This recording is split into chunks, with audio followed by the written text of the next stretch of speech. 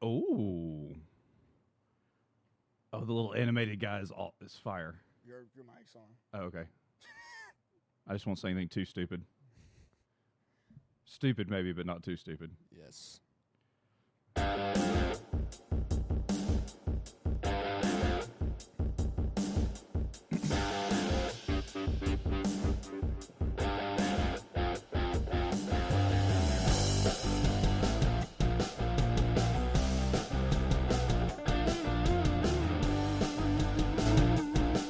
7:30 a.m. 103.9 FM, Jocks, Huntsville. This is the Off the Bench College Football Show. I'm your host, Kelsey Alfine. Co-host Richie Jones sitting to the left of me. Good morning. It is week 0.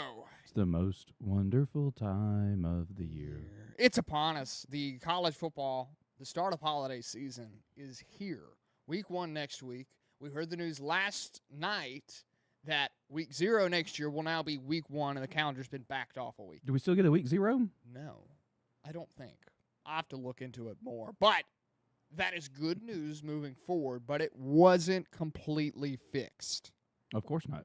It never is completely fixed. But that would make too much sense to actually fix it. It would make too much sense to actually fix it. But we have some good news other than that.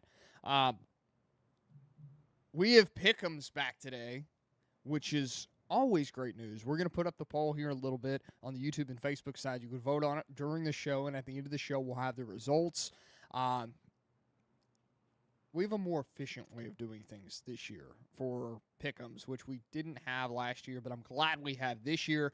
Guys, if you want to hit us up in the comments section, you can do so on Facebook and YouTube. If you're on the radio side, you can join us on Facebook or YouTube. Facebook is Off the Bench CFB, and YouTube as well, Off the Bench CFB. If you want to find us over there, we're going to be breaking down North Carolina and TCU today from Dublin, San Jose State at number 14 USC, and then there is another game on there, NC State in Virginia.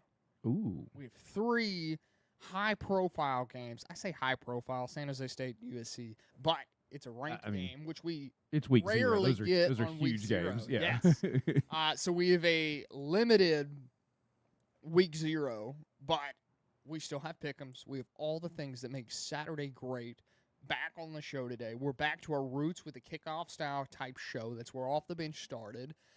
We've continuously gone through the off season, which was new for Off the Bench. It's my 1-year anniversary.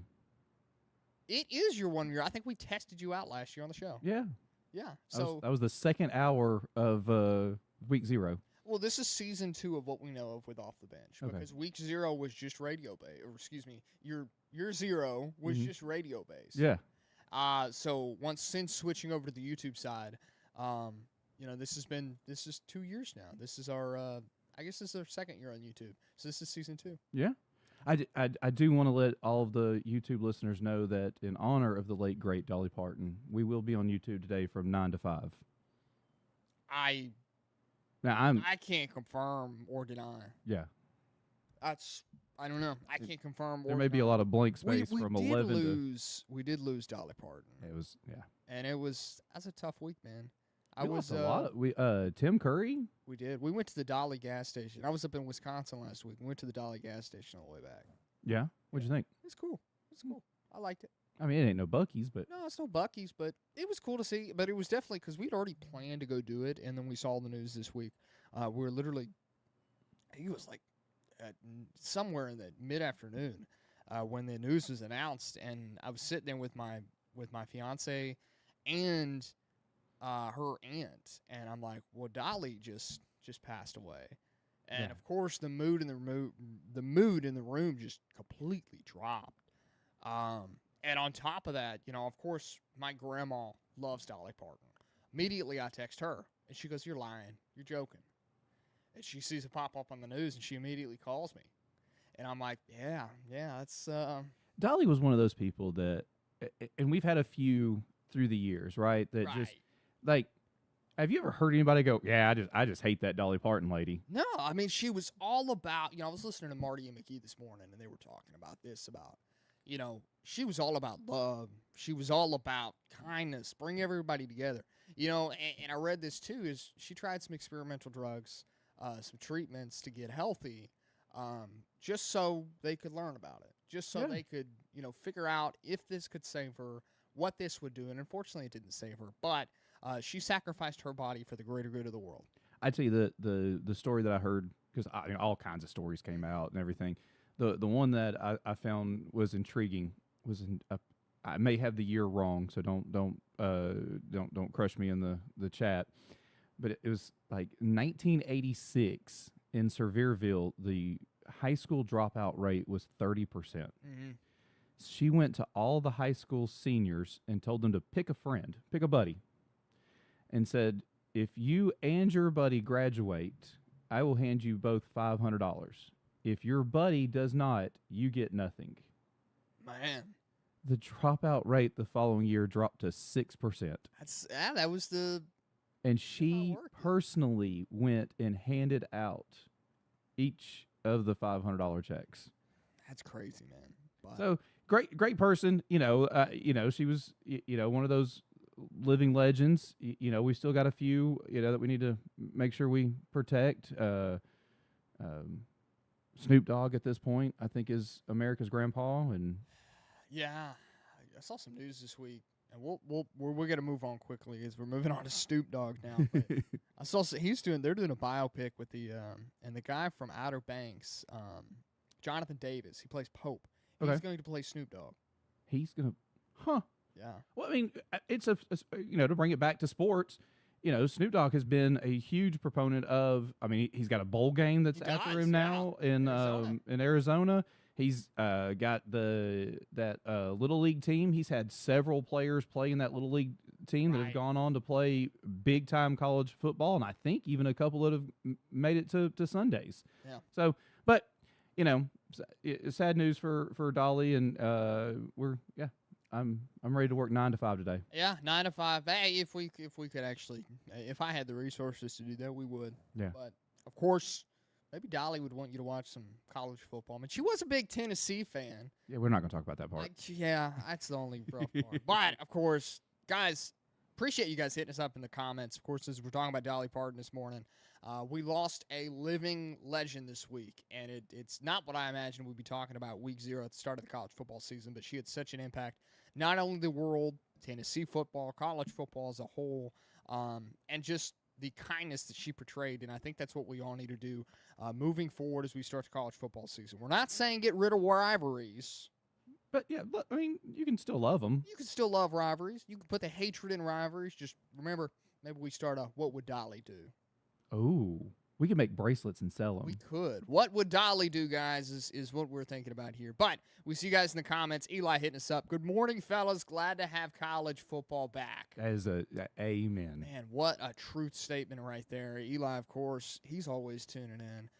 He was a frequent off-season viewer. Another one, Caleb Mills also hitting us up. Rip to the legend of Dolly Parton there. Caleb's a real one, man. He hit me up this morning. And he was like, we got week 0 coverage today, right? And I was like, of course, yeah. What else would happen? So, of course, he's right on it. 9 o'clock. He was on the dot, right on the show. It's a real one for that one, guys.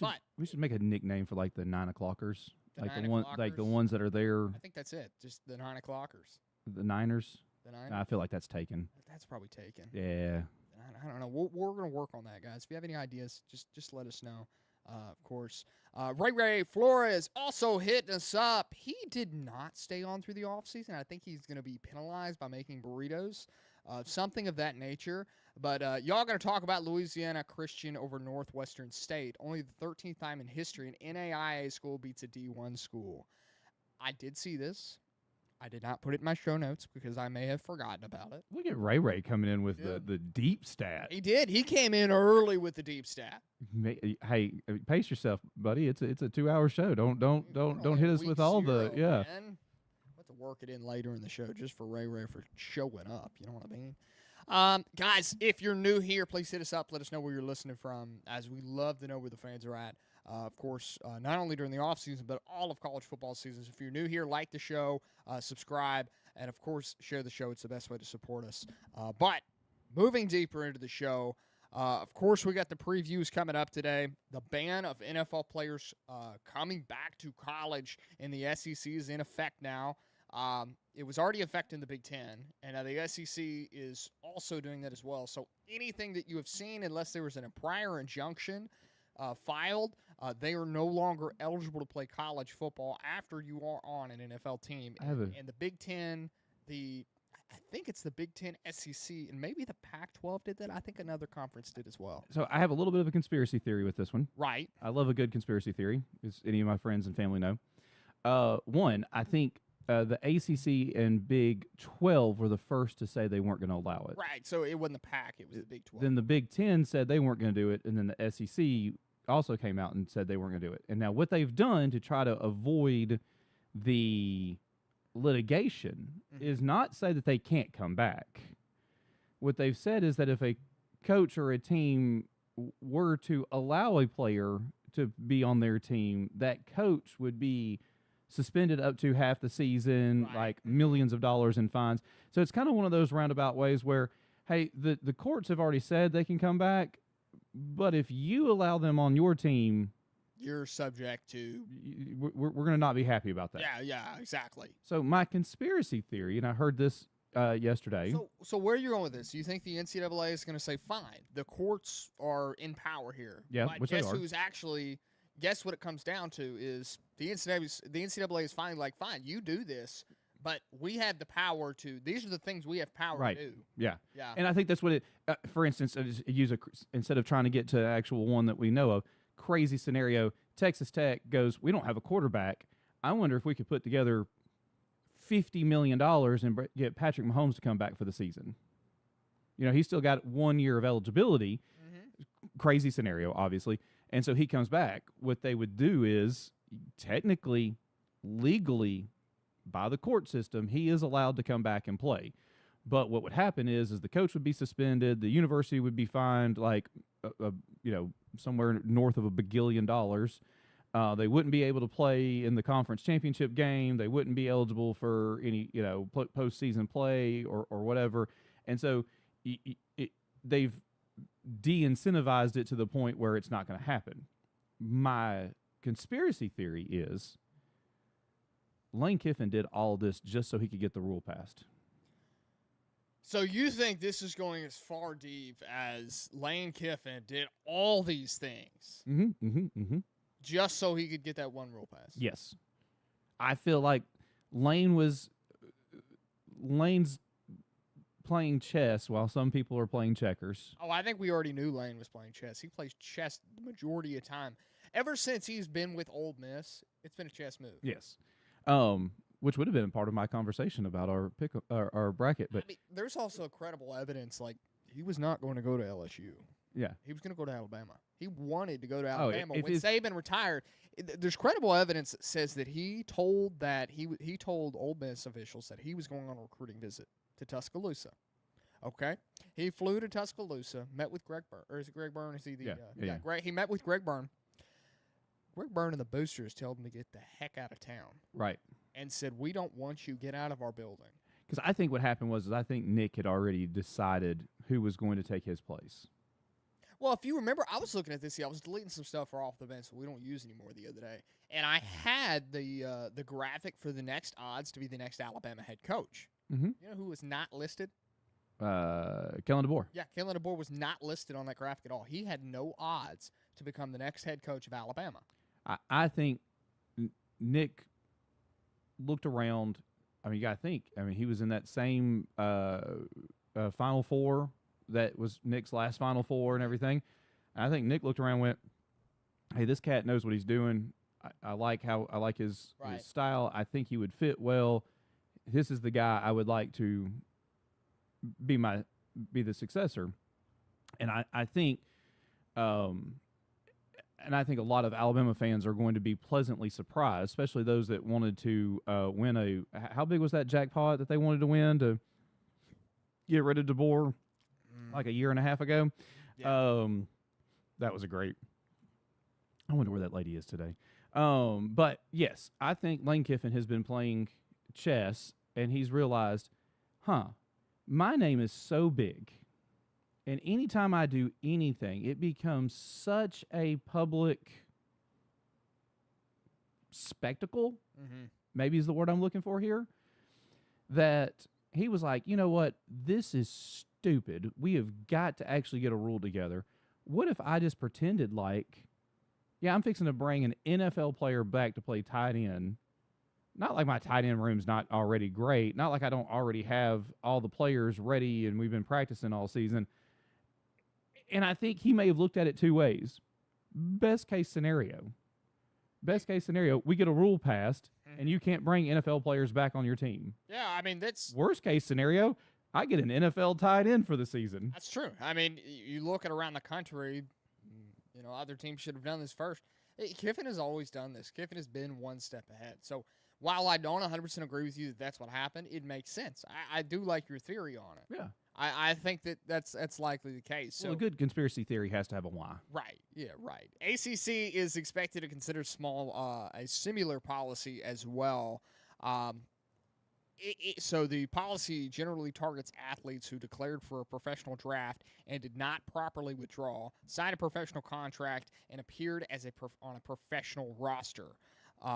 The Big 12 already does this, applied across all sports. The SEC covers NFL and professional football leagues, NBA, G League, and the WNBA. So no baseball. This could still happen in baseball, technically. Which baseball's got some weird rules. No, I mean, does. Dude, we could spend 9 to 5 literally talking about the weird baseball rules. The difference is you can just directly go to the MLB draft. I mean, you don't have to go to college, right? And even if you were, and just say in a minor league organization, those minor league guys still aren't developed. You look at AA, single A, they're not really that developed enough to be professional athletes, and that's the point of the minor leagues. Am I wrong? Is that you could go today and enter the MLB draft, and let's say you get drafted in the thing's got like 300 rounds, and so you get drafted in round 298, right? And you could then decide, no, I'm going to stay at Alabama and play another season, and then go into the draft next year, and you go in round 150, you could be like, nope, I'm going to stay. Like, you could legitimately, like, it's, that would be, 7:30 a.m., 103.9 FM, Jocks, Huntsville. This is the Off the Bench College Football Show. Guys, remember, coming up, Week 0 pick'ems at the end of the show. We're going to go ahead and set up a vote for that here in just a second. You can pick between North Carolina and TCU, San Jose State and USC, and then North Carolina State and Virginia. The polls will be set up right here on YouTube and Facebook. So if you're on the radio side, come jump over. If you prefer radio, you can jump right back over there as well. Best way to hit us up here is in the comment section. You want to get your voice heard on the show today, you can do so. Just hit us up and give us you don't have to give us a Roll Tide. You can give us whatever you'd like, but we're going to let y'all fight amongst, the better chant in the comments, I guess. And, of course, we'll have a comment on it as well. Coming up on the show next, of course, North Carolina and TCU preview is coming up in just a second here. But as well, we also have to pick our Power 4 Conference champions. Richie has a little setup for the playoff as well because I didn't do it. I misread his texts and only did half the work.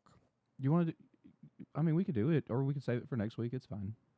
I don't know. We'll discuss it more in the break here. 7:30 a.m., 103.9 FM, Jocks, Huntsville. This is the Off the Bench College Football Show. We'll be right back.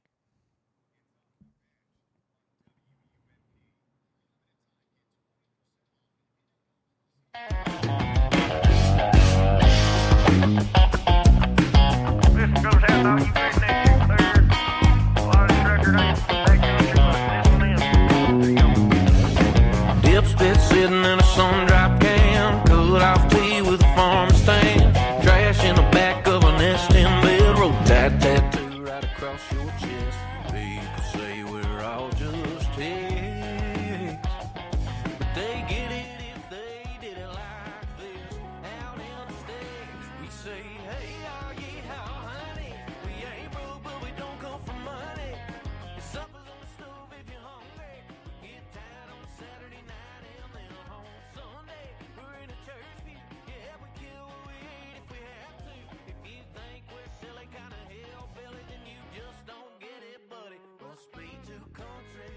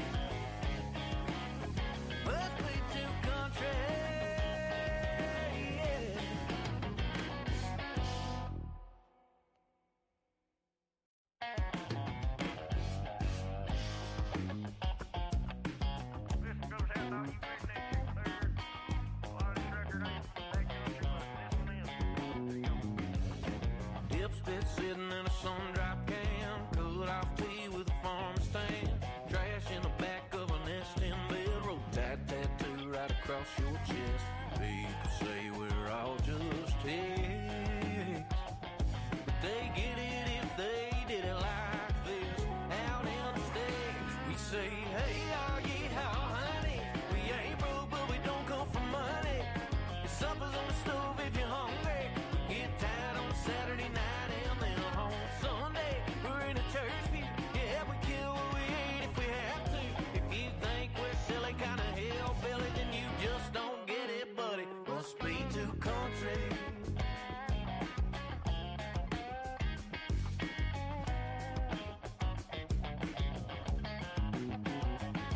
Yeah, we burn a little rubber in a parking lot. Can't get in any trouble if you're friends with the cops. We are who we are, ain't gonna stop. Only listen to our mamas and God. And we say, hey, are ye how, honey?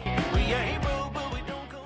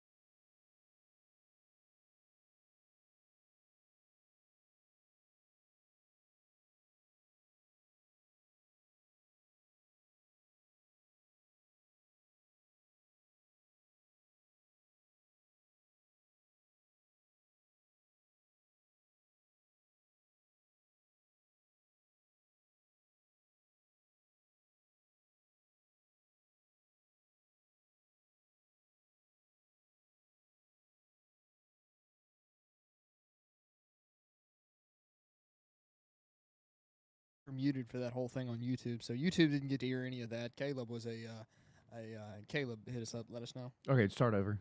Go ahead. Pops is not with us this week. He's off playing the next major motion picture as Scuba Steve. If it actually comes out, we decided it was coming out on VHS. Direct to VHS. Direct to VHS, so no other streaming options included. But with that, we've had multiple people now hit us up that we were muted. As far as I know, we are back. We are back is what I'm hearing with this. So let's start off with this. So conference championship picks. Richie, I'll let you go first, and you decide who you think is going to win each Power 4 conference. And then I will go, as I get my notes set up here. And you want to go conference by conference? We'll go conference by conference. Okay. Guys, feel free to hit us up in the comment section. Let us know who you think is going to win the Power 4 conferences this year in college football. So I'm going to I'm gonna start the order of the easiest for me that I felt was the easiest. Would that be ACC? It would be the ACC. I went back and forth on the one of the opponents in the said ACC championship game.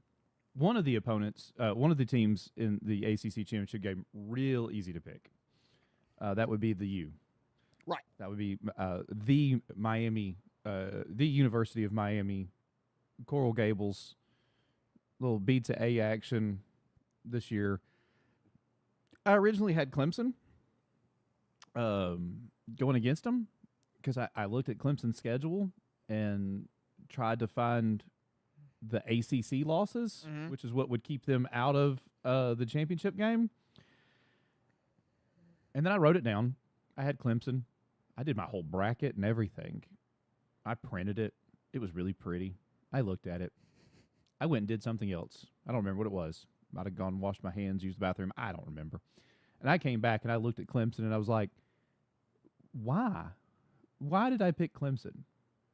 So I flipped a coin and got to SMU. Yeah. So my championship game, all that be said, my championship game for the ACC is the Miami Hurricanes and the SMU Mustangs. Okay. And probably no surprise to anyone in the sound of my voice, I have the U winning the ACC championship game for the first time ever. I do as well. I have Miami and the ACC championship. I don't think there's much contest to this. I mean, SMU, Louisville, and Clemson were the only other teams that I would really consider for this. Virginia Tech would be the dark horse of it all. Which I would love. It would be amazing to see Virginia Tech, James Franklin's first season. Yeah. That would be storybook. This is college football right there. Yes. If in the perfect world, in 90 somewhat odd days from today, we're sitting here getting ready for championship weekend, and it's Miami, Virginia Tech, absolutely love it. Right. I think that would be an awesome game. Yeah. Ray's agreeing with us. He agrees with the Miami Hurricanes as the pick for the ACC. Now, SMU and Louisville have favorable schedules. You could see them match up later in the season with that, with how their schedule has it. Clemson has the championship-level talent.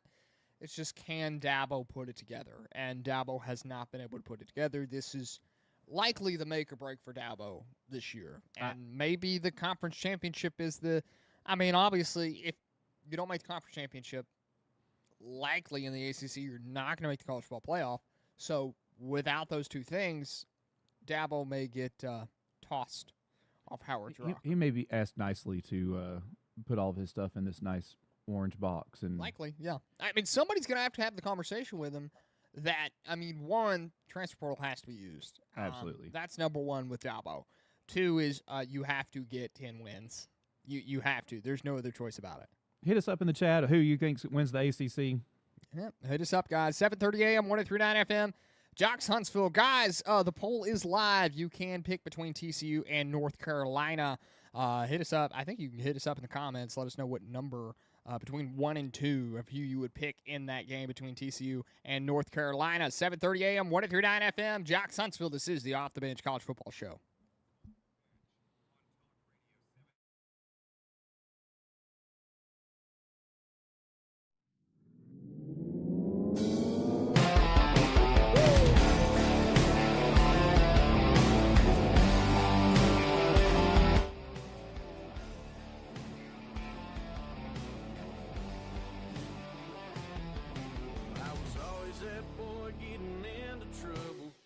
Sneaking bottles from my daddy's cupboard. At least he knew that my mama tried.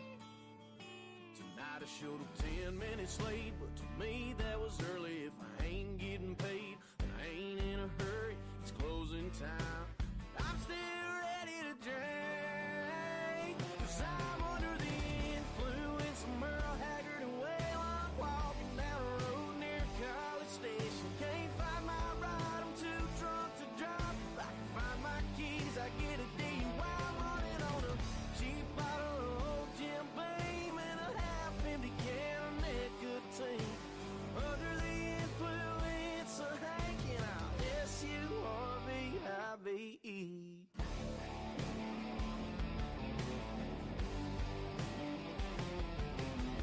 All my friends have done gone home, and I'm sitting here on the sidewalk alone.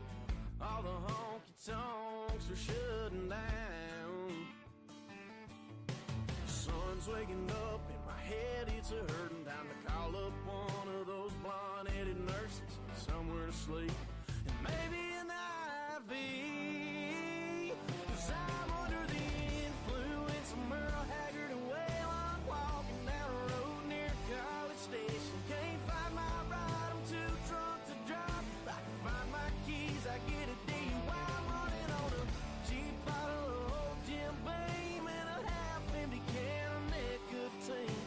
Under the influence of hanging out, SURVIVE.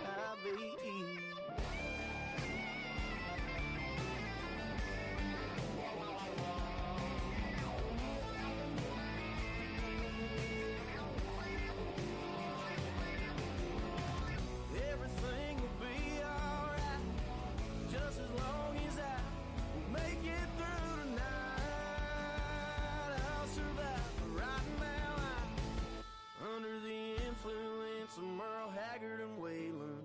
Stuck in some apartment, don't know the location. Think I lost my keys. Hope they don't tow my truck, 'cause I'm running on a cheap bottle of old Jim Beam and a half-empty can of nicotine. Under the influence of hanging out, SURVIVE.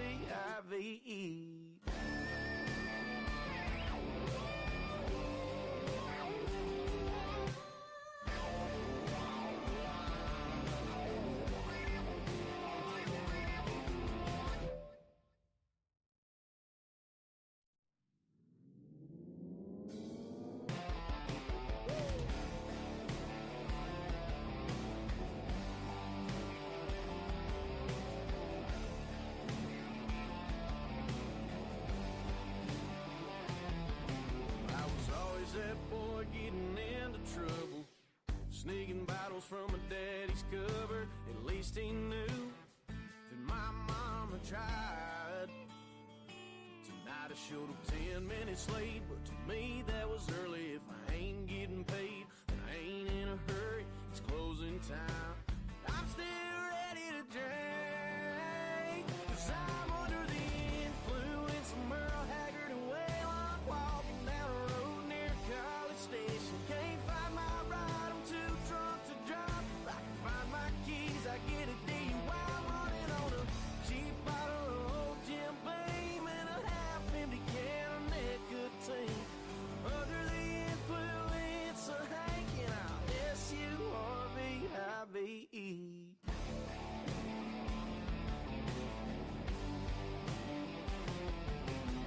All my friends have done gone home and I'm sitting here on the sidewalk alone. All the honky-tonks are shutting down. The sun's waking up in my head, it's a hurting. Time to call up one of those blonde-headed nurses.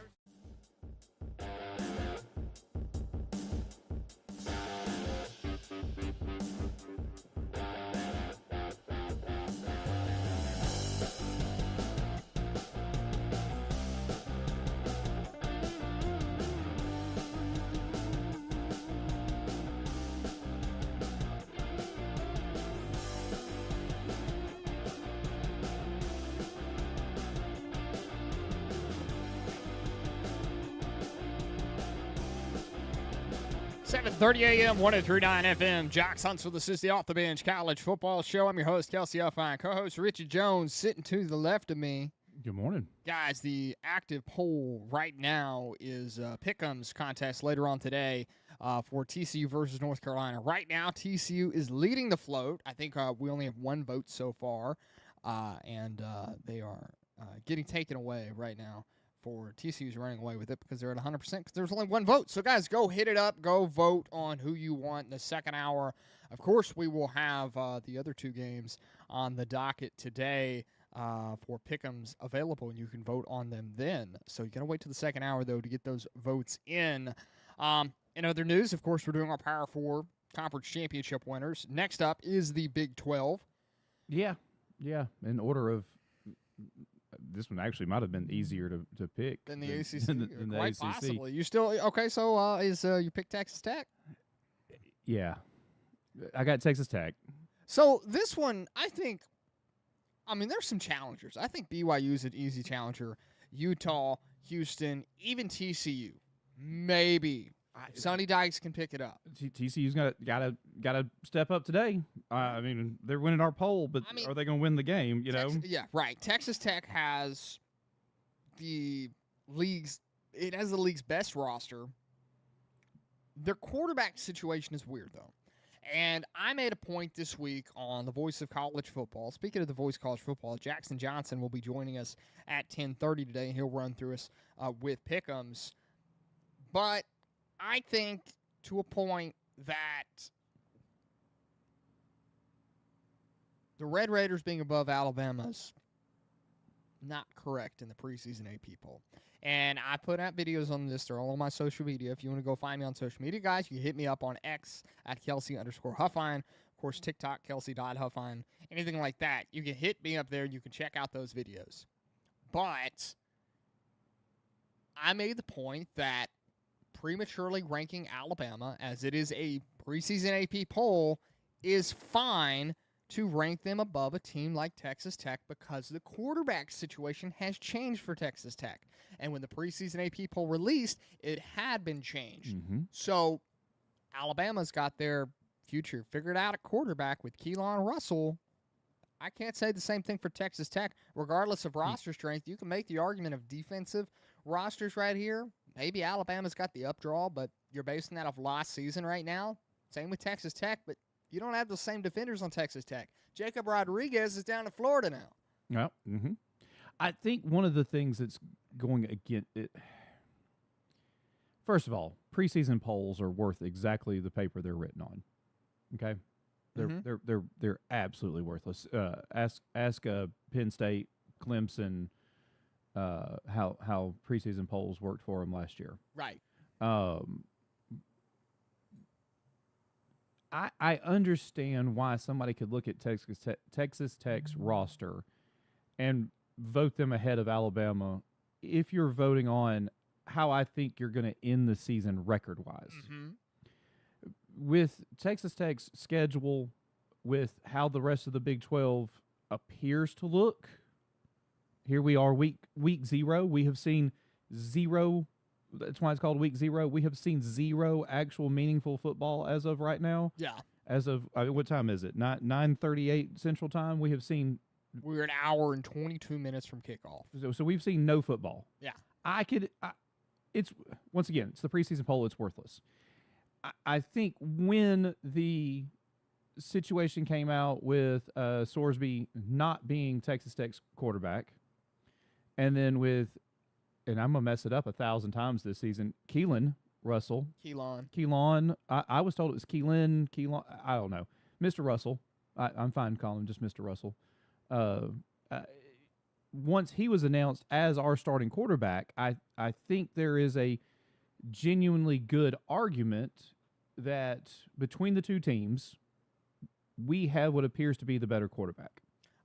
As of right now. So there are reports, and I have not checked this out, but in my notes, Tommy Castellanos, former FSU quarterback, has been added to the roster of Texas Tech. I'd love it if somebody can confirm that for me real quickly right now. That's what I have in my notes. I didn't see this. That was what my notes were generated on. Will Hammond is also returning from a torn ACL. So it seems like they have 2 quarterbacks, one of which is returning from an ACL and one of which is returning from not being on a roster. But Tommy Castellanos apparently is in their quarterback room. Right. If that is the case, it provides them with a substantial depth at quarterback, 2 quarterbacks that could play. I didn't say win 10 games. They could play. Mm-hmm. I think Alabama has a roster where they can win at least 9 or 10 games, especially with Keelan Russell starting quarterback. I think that raised the stakes a little bit. It also lowered the stakes a little bit because now you have a situation where, yes, you could likely win 10 games this year with Keelan at quarterback. You could also lose 4 games with Keelan at quarterback. And all of that is very, very, very true. I reiterate, it is week 0. We have seen no football, and today we're not going to see a ton. I mean, we're legitimately 3 weeks away from really having a good idea. Right. You've got some major games week 2. We got some fun games next week for sure. But all that being said, if you look at just the straight up odds, regardless of how good or bad you think Texas Tech is, the rest of the Big 12 not great. No, it's not great. I think they're the BYUs of the world, the Utahs of the world. They can compete. I don't know how Utah's going to be without Kyle Whittingham, but BYU, I think Satake is a great coach. I think he can put him in the position to win the Big 12. TCU is no longer with Josh Hoover, and TCU didn't have an amazing year last year. At the same time, there's a lot of Houston people think that they have that chance right now with, maybe they could win 10 games under Willie Fritz. And then, there's some unexpected times. Kenny Dillingham at, Arizona State, we know he likes to come out of nowhere. Mm-hmm. Texas Tech right now has got to be the favorite. Even without the quarterback, I just don't know if their number 1 team is better than Alabama sitting there. I thought the preseason poll was wrong in that regard because I think it based a lot off the stability at quarterback, and maybe you can make the argument that Alabama doesn't have a stable quarterback room because it was a quarterback they were battling. So, argument there. But so I think the Big 12 is going to be based upon really what Texas Tech does. They're the people that have to lose it when it comes down to it. Now, as far as their opponent in the Big 12 championship game, you're thinking BYU? It comes down to November 7th, and I picked BYU, right? Even though that game is at Utah, right? So it legitimately comes down to BYU or Utah to play Texas Tech. When I looked at it and I went back and forth, not as much on this one, I legitimately think BYU has a really good football program for the Big 12. Right. Now, if either one of these two teams, Texas Tech, BYU, I'll throw in Utah, played an SEC schedule. It'd be different. It'd be totally different. I think you can make that case all around the country. You put a Big Ten team in the SEC schedule, it's different. Outside the top 3 in the Big Ten. Oregon, yes. Michigan, Oregon, Ohio State, and Indiana. Oregon, Ohio State, and Indiana. I forget Michigan's not good anymore. I mean, they're good. They're just not. I don't think Whittingham is going to do much over there. So, but speaking of the Big Ten, we still have to pick those as well. So, Big Ten's weird. You have 3 teams that could go up and win it all. USC is your dark horse in this scenario, at least my dark horse in this scenario. Mm-hmm. Indiana, I do not think will return to the top. I think Ohio State's runner-up. I think Oregon wins it. So you got Oregon, Ohio State in the game. Yes. And you think Ohio State wins the game? No. I think Oregon wins the game. You think Oregon wins the game? Yes. Now, I do think USC and Indiana are going to have very, very good seasons. I think they'll be left out of the playoff likely. Well, maybe not. Maybe not. One of those two teams will be left out of the playoff. One will have a bowl game. Okay. That's a little interesting. Mm-hmm. I will tell you what my original piece of paper had on it. Okay. This is the second piece of paper. Right. I did not do Throw away the other one.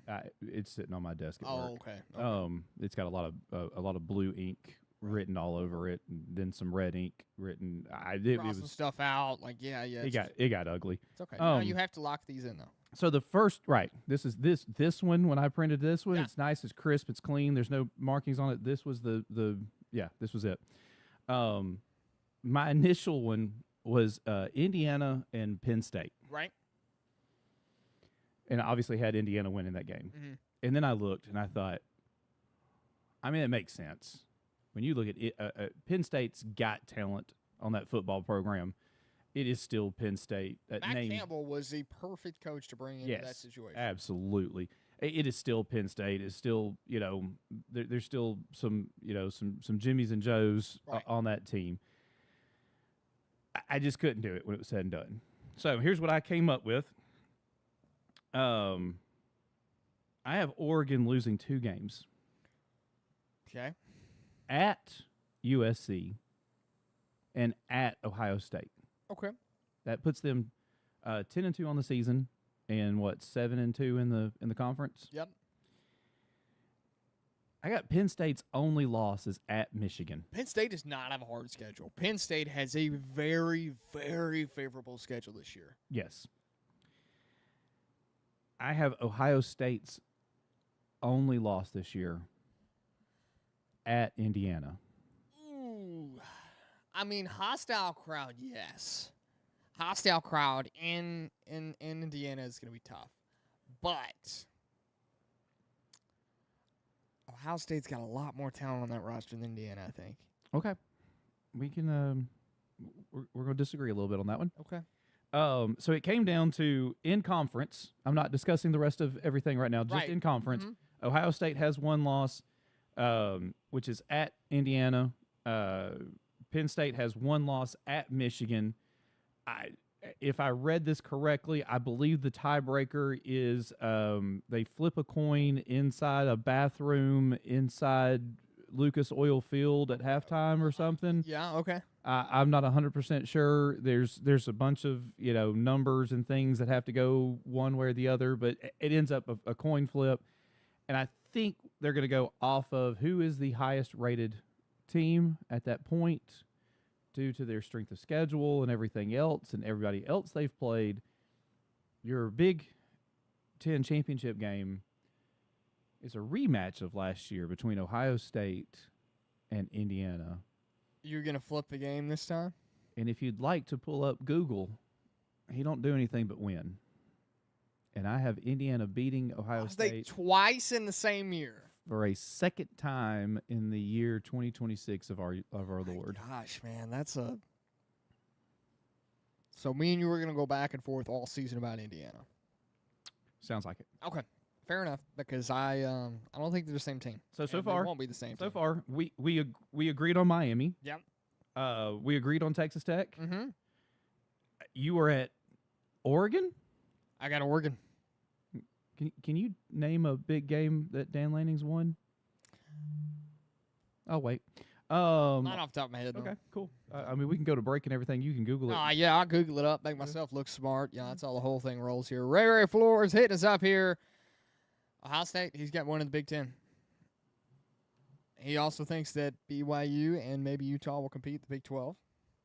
I agree. I agree that November 7th game is actually going to be a lot of fun to watch because regardless of how you feel about this playoff expansion to 12 or whether we go to 16 or 24 or 133 teams at some point, right? That game could have usually never meant a whole lot, but BYU Utah November 7th in Utah is going to actually be a huge game for the playoff. Oh, it will be. I mean, I have no doubt about that. It will be.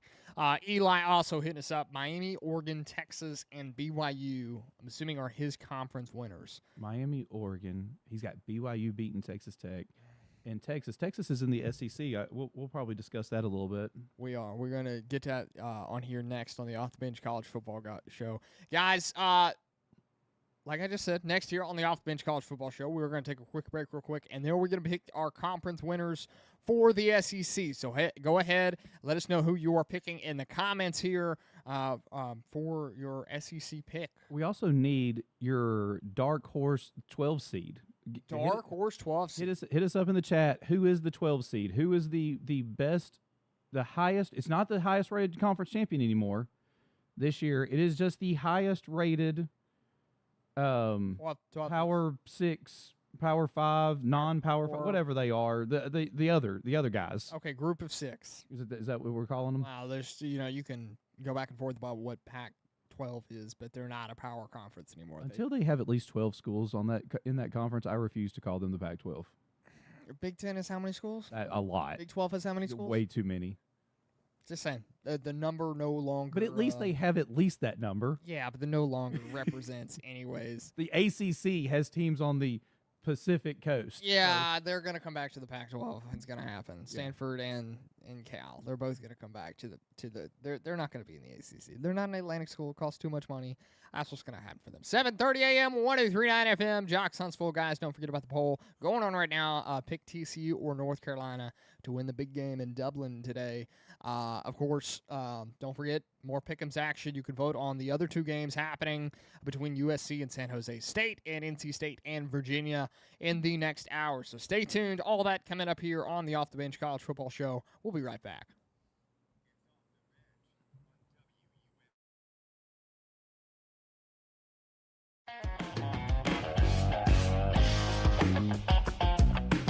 This goes out to all you great nations third.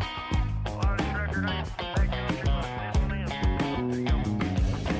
Dipspit sitting in a sun-drop can, cut off tea with a farm stand, trash in the back of an nest in bed, roll tide tattoo right across your chest.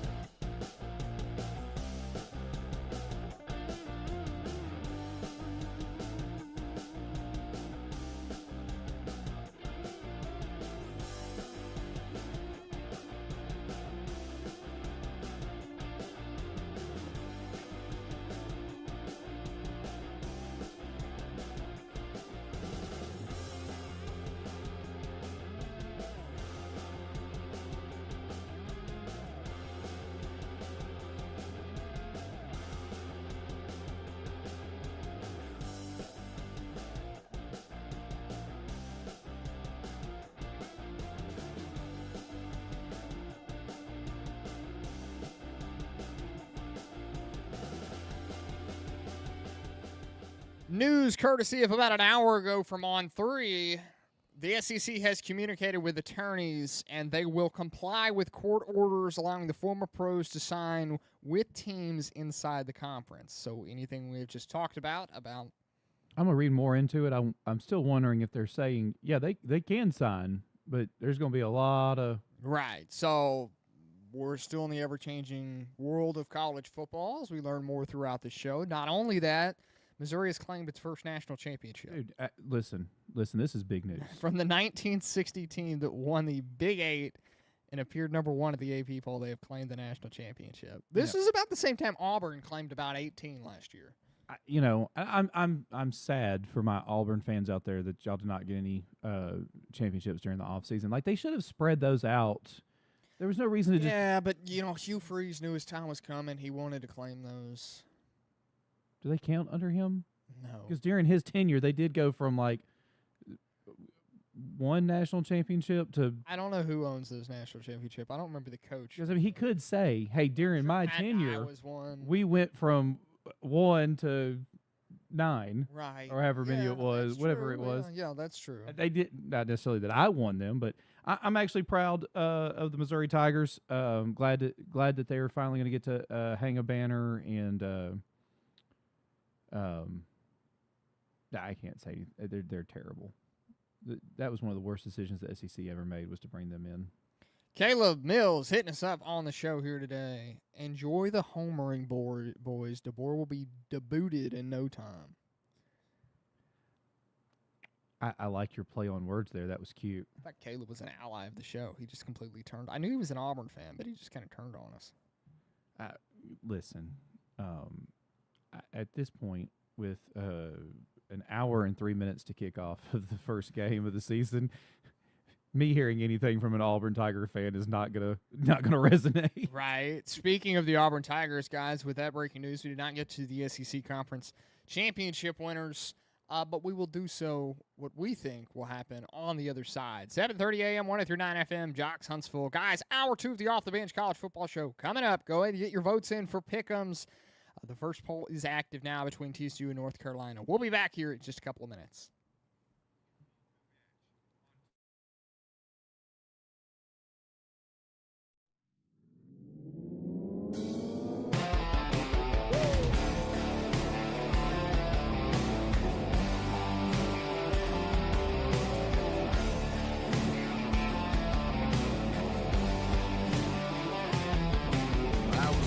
That boy getting into trouble, sneaking bottles from my daddy's cupboard. At least he knew that my mama tried. Tonight I showed up 10 minutes late, but to me that was early. If I ain't getting paid, then I ain't in a hurry. It's closing time. I'm still ready to drink, 'cause I'm under the influence of Merle Haggard and Waylon, walking down a road near College Station. Can't find my ride, I'm too drunk to drive. I can find my keys, I get a DUI. I'm running on a cheap bottle of old Jim Beam and a half-empty can of nicotine. Under the influence of hanging out, SURVIVE.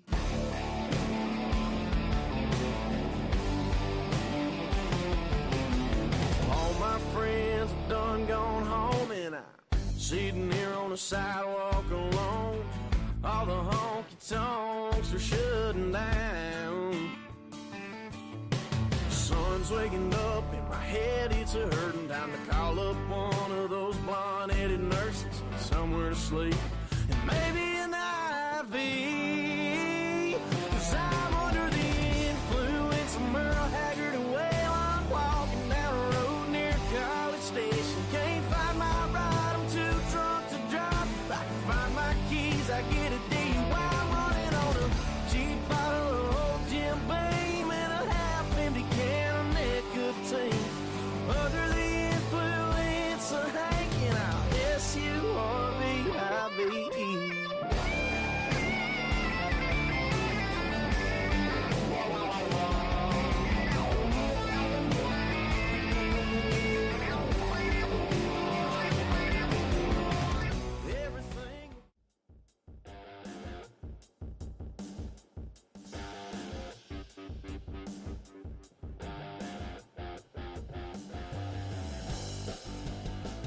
Hour 2 off the bench college football show. We are back here.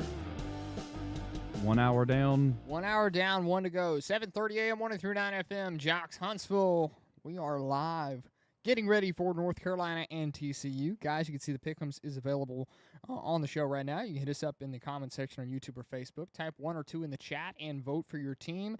North Carolina and TCU up right now, but in just a couple of seconds, we're going to switch it over to the next game, San Jose State and USC. So go ahead and get your votes in, and we will do pick'ems here in about 45 minutes here on the show between, of course, the big three teams of or the big three games this week of North Carolina versus TCU, San Jose State, USC, and North Carolina State and Virginia. Nothing against that second one, but that poll may not stay up very long for that second one. No, it will not. We do have North Carolina voting here now. I feel like that one's going to be a little one-sided. Yeah, a little one-sided? Yeah, just maybe a little bit. Just We'll give them a couple more minutes on that poll here as we get all of your votes in here.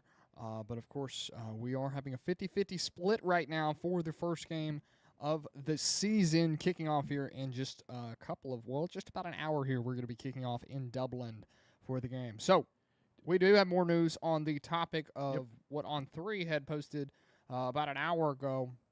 Eligibility in the SEC. Richie? From what I've read, which I have not read the entire article, but I tried to read as much as I could during the commercial break, it appears that it is only for the players who are named in the injunction, so it's a very limited number of players.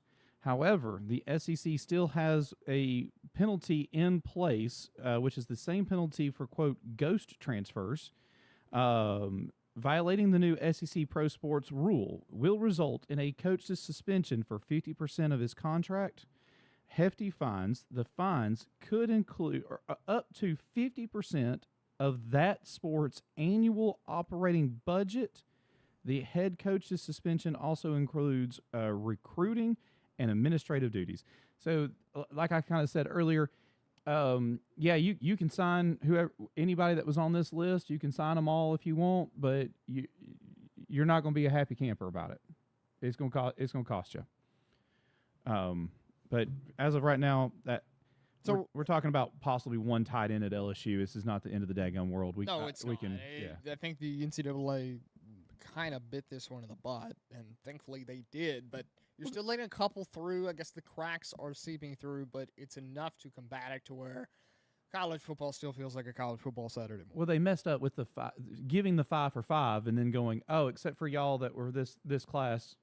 Well, if they would have done this earlier, if they would have done this earlier, like during the draft, like before the draft, and said, here's the deal, this is what your options are right now, then you could have rolled it out more smoothly. So what you're saying is if they would have said this in like last October instead of August, we'd have been better off. I mean, I agree. I think it's time to just you have to have that stern cutoff and figure out what the what the difference is, and figure out where's the line that cannot be crossed here. And that was the 2022 class, and unfortunately, we knew the response was coming. All right, so SEC picks now. I've got Miami, Texas Tech, and Indiana. Mm-hmm. You've got Miami, Texas Tech, and Oregon. Mm-hmm. The Oregon Trail. All right, this one actually took me quite some time to get. Right. I went back and forth on several teams. At least for the other three, I had like the one team that I thought was in, and then I was trying to figure out who they were going to play. This one, I went back and forth on both teams multiple times. And I'm going to tell you the two teams. I'm going to tell you how I got there, and then I'm going to tell you who's holding up the second most prestigious trophy in all of college sports. I have in Atlanta Georgia and LSU.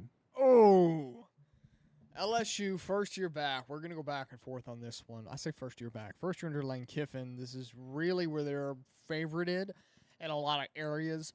I just don't think it'll be this early for Lane Kiffin. In all due respect to the gentleman who hit us up before the break, there is a little bit of homer in this, but not as much as you would think, because you would think if I was just a straight-up homer, Alabama would win the SEC. Alabama would win the SEC. They're going to win they're going to be in the Final Four. They're going to be the basketball Final Four, the softball championship, the whole 9 yards. Mm-hmm. But so here's what I got. Georgia's only loss on the season is in Tuscaloosa, Alabama. This is the game that's contested, man. We don't know what's going to happen with this game. It was easy to sit here last year and say that Alabama was going to take this one because they had won so many in a row against Georgia. Mm-hmm. But with the loss last season in the SEC championship, it deflates a lot of that argument. A little bit of revenge never hurt anybody. And at the same time, I'm hearing a lot of good reports about Keelan Russell. Josh Ford this week, Alabama's tight end. He transferred from Oklahoma State. Mm-hmm. He has said ever since the quarterback battle has taken place and Keelan was named the starter, he has turned on a new gear. The gear is dominant. So I got Georgia's only loss. Right. So in conference, they're 8-1, and if you look at their schedule, that kind of tells you some of what else I think is going on in the league. LSU is going to take an early loss at Ole Miss. Okay. Yeah. Okay. I'm down for that one. But a late season win against the Tide is going to give them the tiebreaker. Okay. All right. The other team I was considering, there's really three other teams I was considering. I thought about Ole Miss for about a half a second, and then I remembered they don't know how to get to Atlanta. They've never gotten to Atlanta. Yeah, right. I mean, right. So since y'all don't know how to get there, y'all can't play there, so it's fine. We're just going to move on. Oklahoma is going to beat Texas, but a loss at Georgia and a loss late to Ole Miss keeps them out. So who's your conference championship winner, LSU? Bama, with a win over Georgia at home, but a loss at LSU gives LSU the tiebreaker. Okay. Your SEC championship game All is right. the Georgia Bulldogs in the Fighting Lane Kiffins, and your 2026 SEC champion is Kirby Smart and the Georgia Bulldogs. Gosh, you picked the popular one. So here's the thing. Kirby Smart has a lot of returning players. Mm-hmm, he does. Are they listed as stars? There's a lot of fours. A lot of fours on there. It's Gunnar Stockton. We're really hoping to see he will take that jump and be that SEC game manager quarterback. We don't know if that's going to happen with Georgia yet this season. Texas, I'm split with them. I'm split that Arch Manning and Steve Sarkisian are going to absolutely take over the college football world and take over the SEC. I'm also split that they could absolutely fall off a cliff after Ohio State. Both could happen. Mm-hmm. Ole Miss, like you said, they've never been to Atlanta. Don't know how to get there. They don't know how to get there. But I think they may have the most talented offense in the SEC. Mm-hmm. Mm-hmm. Mm-hmm. Still didn't get there last year. Texas A&M's another team on this list that I think people forget about, and they have a good roster with Marcel Reed, with Elko as head coach. No disagreements. I'm taking Ole Miss to win the SEC. Against who? Who's Georgia? So you got Georgia, Ole Miss. You got Ole Miss, the team that's never even gotten to Atlanta. Yeah. Finding Atlanta on a map. Most talented team I've seen Ole Miss have in a long time. Very long time. So, if you may have noticed that there was one team that I didn't even really consider for this, that a lot of people have talked very big about. Ole Miss? Texas. And here's my thing. Yeah, Ray hit us up saying boo. Yeah, I know. Ray, I from the bottom of my heart, I love you, Ray. I've heard some bad reports out of preseason in Austin. And they had to release a player, a top defensive player on the team in Austin because of disciplinary reasons. And he was a very good player for them last year. So here's what I think is going to happen. Last year, Penn State was the darling. Everybody loved Penn State. They went into Oregon, got beat in overtime. How was Penn State the darling?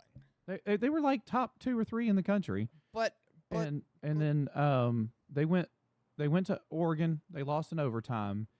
and the wheels on the proverbial bus fell completely off.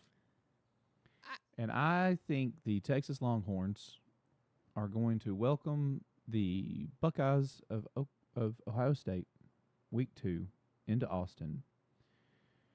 And the wheels on the bus are going to fall off. So, I mean, I remember last year, and this is always fond memories of college football season. We're sitting at a campground in Kentucky, Kentucky Lake last year. We were watching Penn State, and I don't remember who else was playing. Penn State lost that game. And that's when you started to see the wheels coming off the bus. You know, they weren't going round and round anymore for Penn State. And it was definitely disappointing to see. But I just do not see Texas absolutely falling off like that. I can see where they just do not have enough power, momentum at the end of the season to make the playoff. I can see that. It happened last year. Arch has to take that next step. And he played good towards the end of the season last year. I just don't know if he's going to make that extra step that he needs to get in the college football playoff. Now, Sarkisian. Love me some Sarkisian. Amazing coach. I will always be fond of him. But I think he's going to go to the NFL after a disappointing end of the year this year. So just a reminder of last year's Penn State. They had came off of being number 4, getting beat by number 5 Notre Dame by 3 in the Orange Bowl. They opened the season with a 46-11 over Nevada, 34-0 over FIU, and 52-6 over Villanova. Then, I said they went to Oregon. Oregon came to them, and in overtime won the game 30-24. Lost the next week against the hopeless UCLA Bruins. I think that was the Oregon game we were watching, Oregon and Penn State. Then lost to Northwestern, then lost to Iowa, then lost to Ohio State, then lost to Indiana.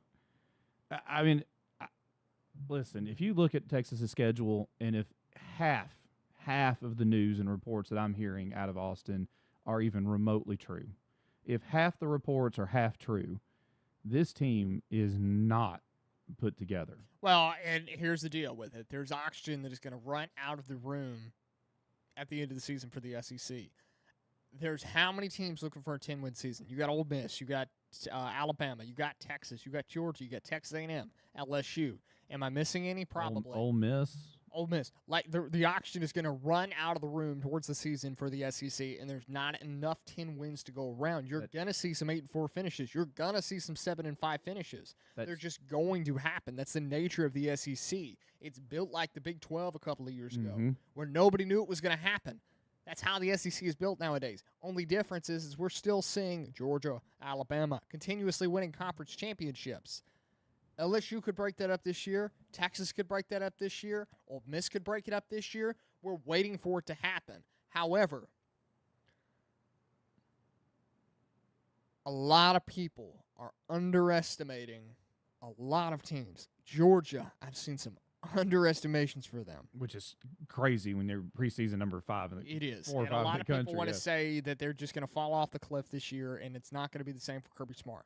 Not even remotely true. If that happens, that is definitely Penn State all over again. And I didn't believe it when it happened to Penn State, and we were watching it live happen to Penn State. So you brought up last year, you started talking about the traffic jam.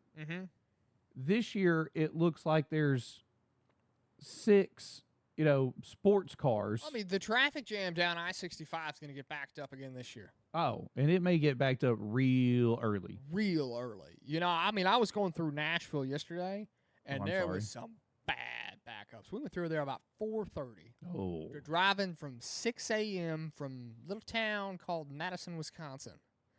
Jump I say around. little, it wasn't a little. Did you bring back any cheese? No, we didn't. I did try smoked. It was almost like string cheese. Oh. But it's like, I don't remember what it was called. It was like a cheese curd, but it was not fried. Cheese bread? No. It's like string cheese, but it's long and it's curly. It's like a noodle. Oh. It's like a noodle, and it's string and it's smoked. Really good. I'm gonna have to get some. I should have brought some. I appreciate you bringing some back. He told me to bring it home, and I did not do it.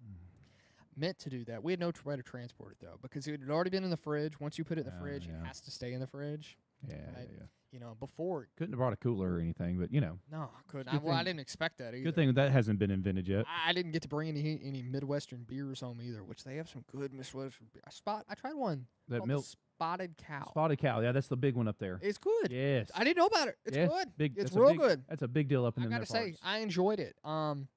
Big Ten country, unfortunately, but I did enjoy it. It was nice. So, but I don't know. We have to take a quick break here. And then we got to get to, of course, previewing the games week 0 in the next segment. Guys, do not forget, 10:30, we got Jackson Johnson coming on from the Voice of College Football and the Jacksonian podcast. So, guys, don't tune out. Stay here. Don't change that channel, or I guess YouTube at this moment in time, or Facebook. 7:30 a.m., 103.9 FM. Jocks Huntsville, this is the Off the Bench College Football Show. We'll be right back.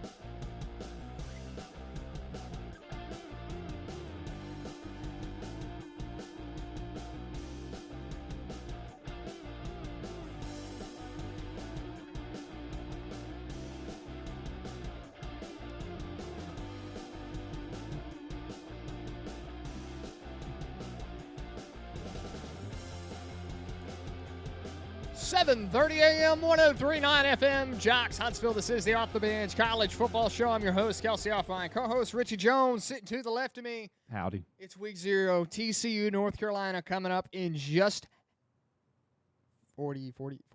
No, 39 minutes. I had to do math. Kelsey doing math. Take 2. Math on a Saturday morning in the fall is not what I intended. It's actually not fall. It's still summer, but we're gonna call it fall. It feels like fall, man. We had the crisp air this morning. It is feeling like it. It went from fall to summer real quick. It did. We have probably 90-degree weather today. There's no telling. Guys, pick'ems, the polls are available now. You can vote on Facebook and YouTube. San Jose State versus USC is up on right now. USC's got a commanding lead as Off the Bench Nation votes on that. We will bring back TCU North Carolina toward the end of the show, and we're about to turn on to the other game today, NC State and Virginia. We're going to put that poll on the screen here in just a couple of minutes. Guys, just a reminder, you can vote 1 or 2 in the comment section. All you have to do, type a 1 or 2 in the comment section, and your vote will be counted. Still, commanding league right now for USC. So, as we're continuing on, North Carolina TCU, we do have one more question real quick to ask. Yep. Mm-hmm. So Army-Navy game, of course, is after the college football playoff selection. Let's back up to how we got here. Okay. Richie believes that the 12th seed, he's off the UNLV Rebel train. Yes, I had to get off the UNLV Running Rebels train. I didn't want to. And I think the highest ranked group of 5 is going to be Navy. Ooh. Which brought up a question of, okay, what about the selection committee? Because the selection committee this year is 99 days away. We're 99 days away from the selection committee. That is December 6th, and is when we get the 12 teams. The Army-Navy game is December 12th, which I don't know how good you are at math, is 6 days after the committee has already announced the 12 teams. So if Navy is the highest ranked, Navy is the 12th seed regardless of what happens in the Army-Navy game. And you asked a question that I thought was mutiny worthy. Would you like to repeat your question? My question was, as Jackson Johnson from The Voice of College Football has joined the show here today. Jackson, how you do today? Ooh, we're having a little trouble with Jackson's audio here. As we tried to bring him up real quickly. It's okay. We're going to get him here in just 1 second. We don't know what's going on with that. 1 second, Jackson. We'll get right back on that. In fact, we'll go to the break here in a minute. We'll get you on here in just a second. Tried to bring him on a little earlier. Unfortunately, it did not work out. We'll have to test that here in just 1 second. But what I had said during the break was if Army-Navy were to play after the college football playoff selection takes place, Navy is in the game. They're the 12th seed. They're in the 12th seed. Does Navy sit their players? Is it considered an exhibition at that point in time? And I said there are 133 teams in college football. 131 of them, the answer is yes. The 2 that the answer is not yes is Army-Navy. Because I promise you, Navy would rather win that game and get slaughtered by whoever the 5 seed is than lose that game because they sat all their starters and have a fighting chance against the 5 seed.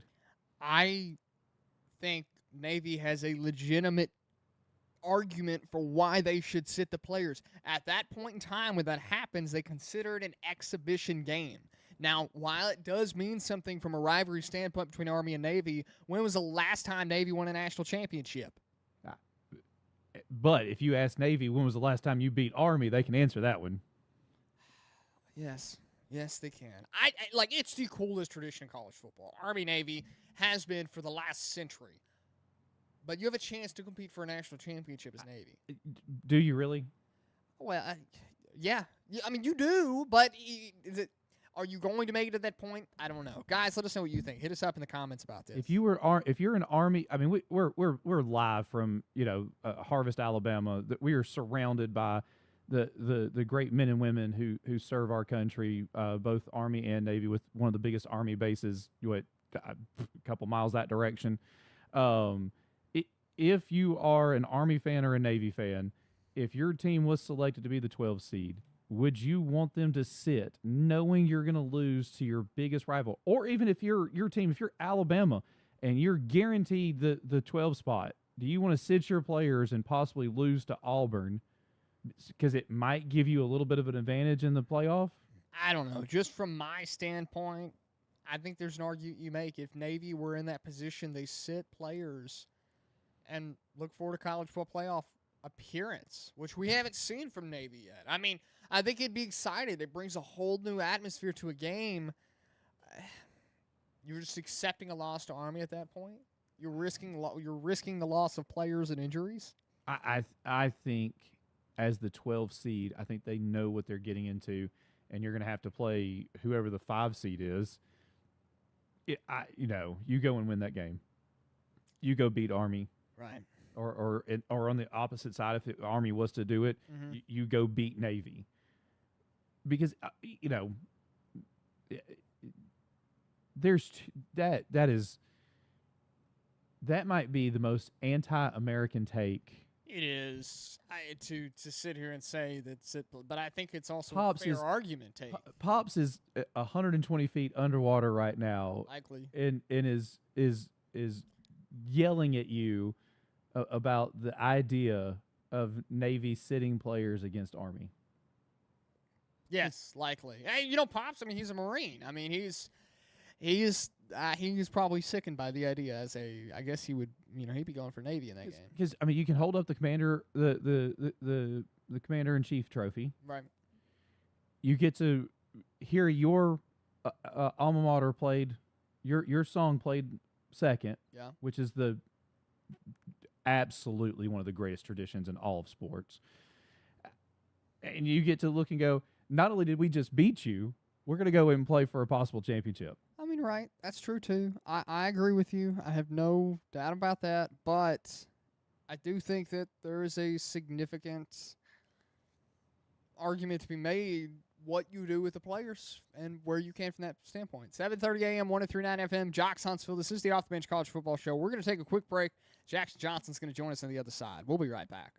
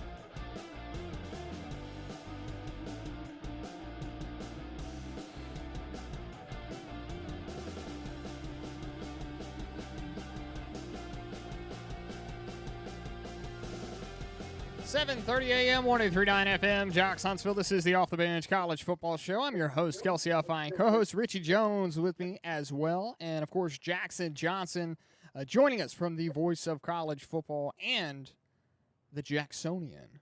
Am I correct on that, Jackson? Yep, but no worries there. I've got a few other things here and there cooking, but how are you gentlemen doing this morning? We're doing good this morning. Excited for TCU and North Carolina. It's the best time of the year. It is. We have week 0. We're 1 week away from the best time of the year. This is One week. We got the prelude, the appetizer. It's the kind of warm-up. like getting the appetizer before getting a full course meal, of course. Right, Absolutely. of course. And Jackson, we have many things to talk about today. Of course, we're still previewing the games right now. So, first off, with TCU and North Carolina, this game, are people really not excited about it, but it is Dublin. Unfortunately, we did not get any game day action this morning. No Pat McAfee having too many drinks the night before action on the TV, but you have us instead. But with that, of course, comes everything, as we had a complete reset, and I have to get my bearings back on track for the show today. TCU and North Carolina. So what we have right now, North Carolina, Bill Belichick, don't know what's going to happen this year. Maybe he has a rebound year. Maybe it's set in course that Stephen Belichick is the next head coach of North Carolina. Maybe they get rid of the Belichicks. TCU on the other side, no more Josh Hoover at quarterback. But for the second consecutive year, both programs arrive in Dublin with new quarterbacks, new offensive play callers. TCU dominated last year's game 48-14. Turning Bill Belichick's highly anticipated North Carolina debut into a national embarrassment. This is North Carolina's first opportunity to prove that year 2 will be different. Jackson, how are you feeling on this game? What are your first initial thoughts? I'll be honest, I don't feel good for North Carolina, honestly. You know what this feels like to me? The Bill Belichick era at North Carolina feels exactly like the Bill Walsh era of 1992 to 1994 for Stanford. All high hopes. Everybody thought, oh, Bill Walsh is going to get Stanford to multiple Rose Bowls, kind of like how he was getting a lot of Super Bowls for Joe Montana and creating a dynasty over at San Francisco, right? Yep. Well, surely that's going to be the same thing with Bill Belichick. He's finally going to crush that ACC threshold, but guess what? You're not still just being dominated by North Carolina State. No. Duke wins the ACC. Wake Forest is ahead of you. You have a losing season. You go half a yard short against Virginia in overtime in a 2-point conversion last year. You finished the season at 4-8. The whole season is just a mess. And now we don't know the status of your defensive coordinator, right? Mm-hmm. And the whole season just looks like an unknown for North Carolina. And as for the TCU Horned Frogs, you got Jaden Craig, who was on an all-first league team for the Ivy League for a reason, 23 touchdowns and 3 interceptions. Like, this guy is a baller for the TCU Horned Frogs. And I'm going to tell you right now, I think TCU is going to have a great day against the North Carolina Tar Heels in a 35-17 fashion. Wow. Okay, so saying TCU again is going to take the brakes off of North Carolina State. North Carolina with, of course, like you were talking about, Jaden Craig, Harvard transfer, 28,069 yards, 25 touchdowns, 7 interceptions last year. You got to be pretty smart to get into Harvard, don't you? You do. He must be a smart player. Yeah. But a name to know is offensive coordinator Gordon Samus at TCU. Now, he's done a fantastic job at Connecticut. And on some of my guest appearances on Locked On West Virginia, I've often mentioned that UConn is, the land of hidden gems. And I'm going to tell you right now, TCU has a hidden gem at offensive coordinator with Gordon Samus. Nice. Ooh. I will tell you, Jackson, I don't know if you've heard my take on the Bill Belichick. I think he is by far the most overrated head coach in the history of football. Oh, yeah. I mean, there's no playoff. There's only like one playoff win without Tom Brady for Bill Belichick, and that was the 2002 AFC title game on CBS. Yeah. So, like you were talking about, Gordon Samuels, he produced 3,000-yard passer last year, 1,000-yard receiver, and an 1,000-yard rusher last year at UConn. That's huge at UConn. Yeah. Mm-hmm. Jordan Dyer is also returning as TCU's leading receiver, who finished with 54 receptions, 730 yards, and 7 touchdowns. And his performance last year with North Carolina was one of the best he had of all of 2025. Now, running back Jeremy Payne, he's going to give the Horned Frogs an established option as Craig settles into the offense.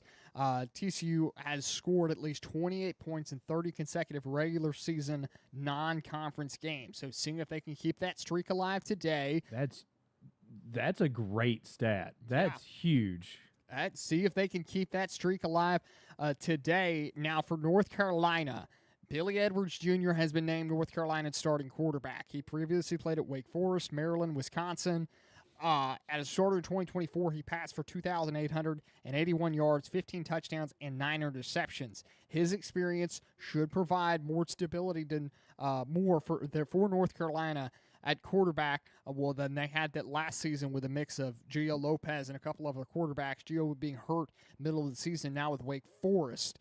But we forget about one move North Carolina made in the offense or off season, and that's off to coordinator Bobby Petrino, now with the Tar Heels. Yeah, I'm feeling like Bobby Petrino being your offensive coordinator these days is more like the kiss of death to your tenure at this point. Kind of like what it was for Jimbo Fisher at Texas A&M, and kind of like what it was for Sam I.M. Pittman at Arkansas. That I'm kind of feeling like this is really the kiss of death for the Bill Belichick era. Not saying it automatically is, but if it is, having Bobby Petrino as your offensive coordinator is really a kiss of death. And I'll be honest, Bobby Petrino basically crawled so Lane Kiffin could walk.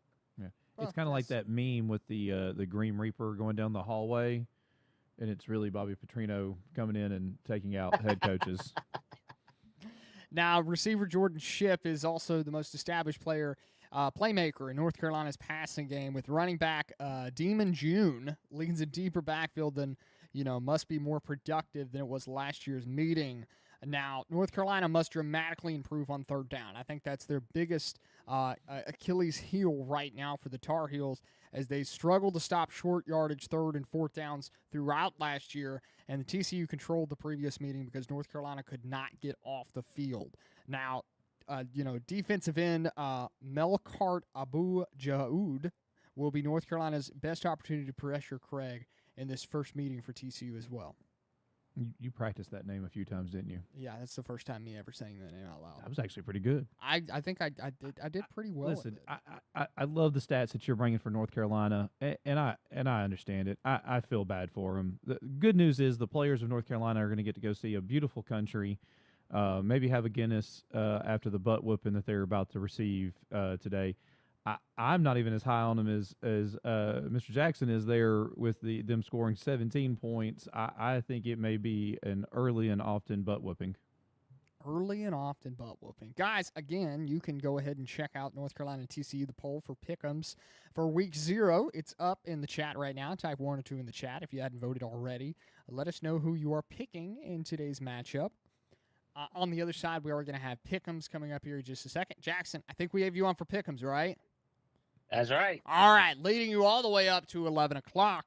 But we do have a couple minutes left here in this segment. Now, what's going to decide this game, in your opinion, Jackson? I mean, there's a lot of ways it could shift. There's a lot of ways it could sway. But you've already said that TCU, you think, has this game.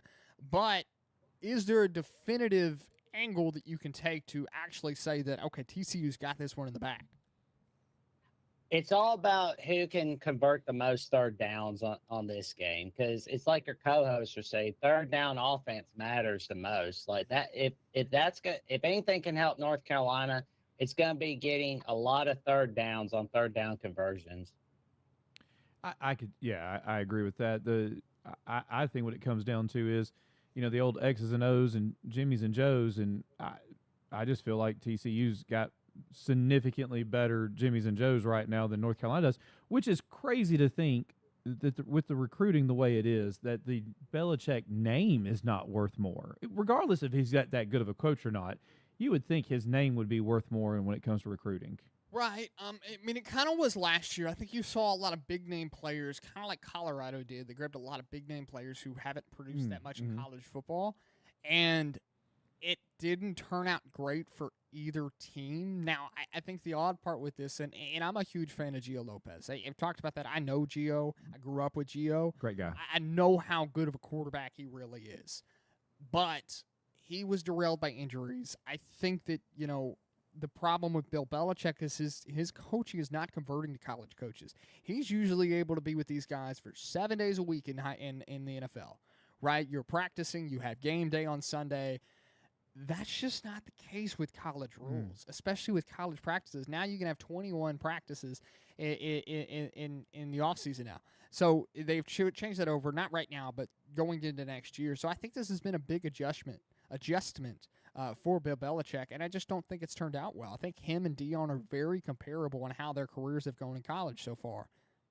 Yeah, Bill Belichick basically took this job out of boredom. Like, he wasn't sitting there taking it because he loved the state of North Carolina. He basically just took it out of boredom. Right. So the Nets head coach that North Carolina is looking for, they need to stop looking for these old guys taking a job out of boredom. They need to get this young coach on the rise. They need to make sure they do that on the next coaching search they have in Chapel Hill. That's a good point. I almost feel like North Carolina, the last couple of coaching searches for football, almost gave up.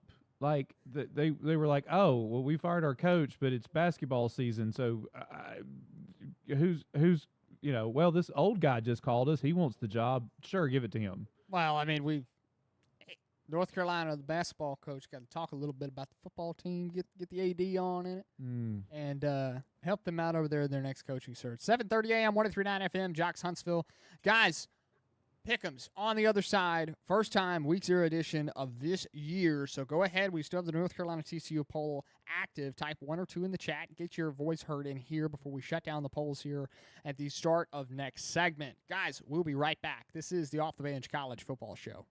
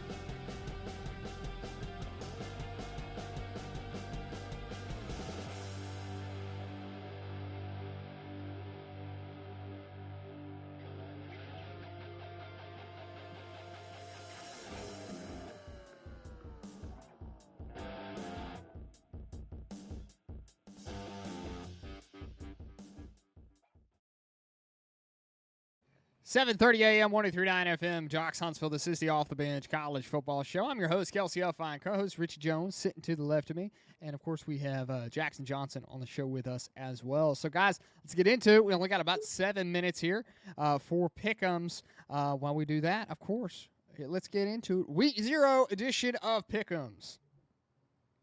I did it wrong. Let's do it again because I got this wrong all last season and got to get into the groove. All right. We have Pick'ems along with the air horns telling us it is time for Pick'ems. So our first game coming up live from Dublin, Ireland here in just a few minutes. The TCU Horned Frogs and the North Carolina Tar Heels. TCU is a 7.5-point favorite. So, Jackson, I'll let you go first here as the guest here on Pick'ems. Well, I'm going to go with the TCU Horned Frogs in a 35-17 victory. I think this North Carolina team is just looking very depleted. Honestly, it's just a whole mess.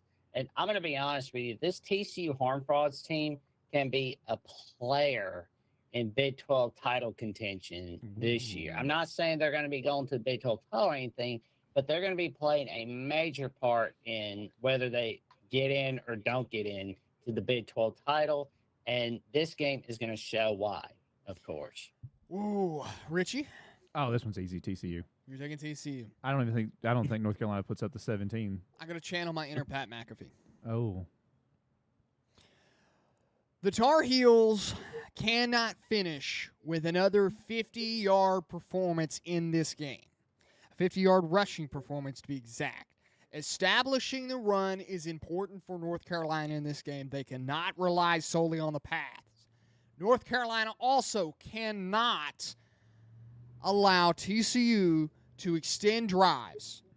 Getting off the field is the most important part for North Carolina in this game. You let TCU take control, they're going to run away with it. Now, TCU has a little bit of an adjustment with Jaden Craig going into this new environment. He was with Harvard, now he's here. He has to contribute and contribute at a high level for TCU. Replace Josh Hoover on that offense. That's number one important for TCU.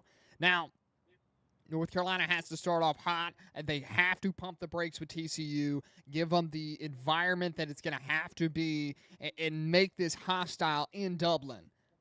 TCU is taking this game. Oh. I'm taking TCU in this game. Off the Bench Nation does not necessarily agree. We have the 50-50 split of North Carolina and TCU in the voting right now. Votes are closed for Pick'ems this week. Don't forget about next week as the Off the Bench fan base has chosen North Carolina and TCU, an exact split, 50-50 for this game. All right. Game number 2. This one should be a pretty simple, straightforward. San Jose State is going against USC in the, I think it's in the Coliseum.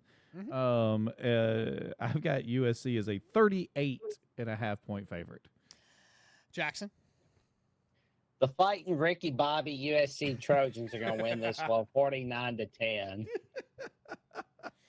Man, all right. Jackson's predicting a hot start for USC. Now, here's the key for USC. Did you say? I mean, it says a state. Did you say 48-10? 49-10. Oh, so they 49 cover. to 10. He's They're got going the cover. to cover in this one. Okay. So USC's got a brand new receiving group. Maiava has to identify his most dependable targets early on in this game. That should not be a tough start for USC in this one. Now, they have to remove any chance of an upset in the first 5 minutes of this ball game. I think Lincoln Riley's offense is going to come out hot. They're going to come out throwing the ball. They're going to do everything they can in this game to establish their offense and get rolling early for this USC team who has national championship, maybe, hopes, college football playoff hopes for sure. Now, Gary Patterson's defensive debut here for the USC Trojans, Yes, San Jose State. Yes, for the USC Trojans. It is his defensive debut for them. This is an important start for USC. This is where they have struggled the last couple of years. They've had high-value recruits. They have not been able to produce on the field. USC's got to get defensive rolling early in this game. USC, obviously, I'm taking this one. Oh yeah, San Jose State's just gonna have to get the blindfold and the cigarette out in the second quarter. Off the Bench Nation is voting for USC in this one with Yeah, 100%. There is no chance for San Jose State to take this, according to Off the Bench. Definitely taking USC in this one. And 2:30 kickoff Central Time. We have the North Carolina State Wolfpack headed to Virginia in the early ACC conference matchup.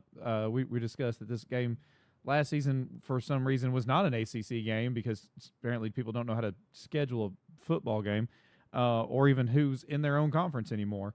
I've got according to my paperwork here, Virginia is a 4-point favorite. Ooh, close one. Jackson, go ahead with your pick.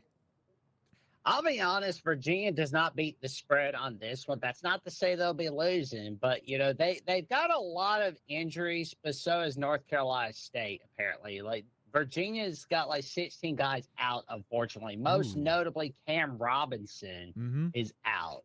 And North Carolina State wide receivers Teddy Hoffman and Tyreek Cooper are out. Isaiah Crowell, J.J. Ferguson Jr. are out. So they're kind of just depleted here and there. So the winner of this game will have a better chance to compete for the ACC title this year. Now, North Carolina State's been getting a lot of hype because of C.J. Bailey.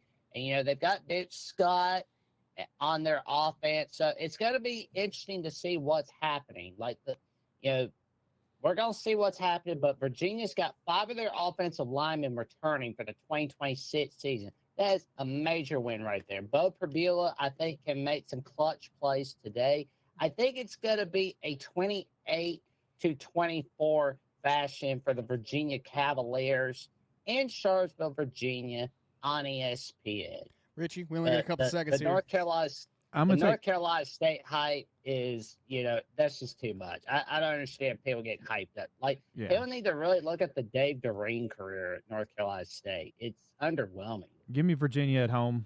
I am taking Virginia with Bo Prabula on this roster. 7:30 a.m. 1 through 9 FM. Jocks Huntsville, this is the Off the Bench College Football Show. Jackson, thanks for coming on. Of course, guys, don't forget about Week 1 next week as well. We will see you guys then. This has been the Off the Bench College Football Show.